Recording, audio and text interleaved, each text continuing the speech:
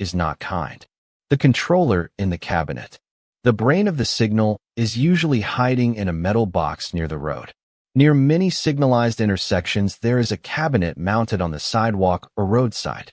Inside that cabinet is the controller, the power equipment, communication hardware, detection inputs, relays, conflict monitors, wiring terminals, and often a surprising amount of local history. It may look like a utility box, but it is the intersection's brainstem. The lamps over the road are the visible muscles. The cabinet is where the sequence is stored, checked, and executed. A controller runs timing plans.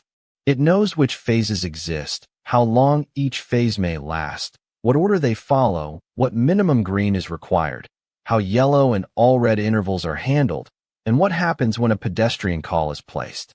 In older systems, these plans may be fairly fixed. In more advanced systems, the controller can adapt to detections and communicate with nearby signals or a traffic management center.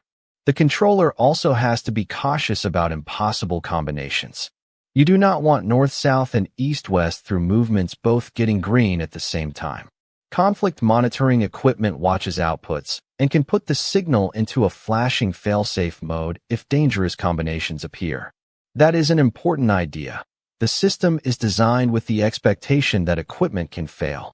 Safety is not a mood. It is a set of enforced constraints. The cabinet is also where maintenance becomes engineering. Technicians need to diagnose failures quickly, often beside moving traffic. The equipment has to be labeled, serviceable, weather-protected, and standardized enough that crews can work under pressure. A brilliant timing algorithm is not very useful if the field hardware is impossible to maintain. Infrastructure succeeds when the repair story is part of the design. Because the cabinet is local, a traffic light is both part of a city-wide system and a machine standing alone on a corner. If communication fails, the intersection may still run its local timing plan. If detection fails, it may fall back to default service. If power fails, backup systems or flashing modes may take over. The city is more resilient when every corner has a little intelligence of its own.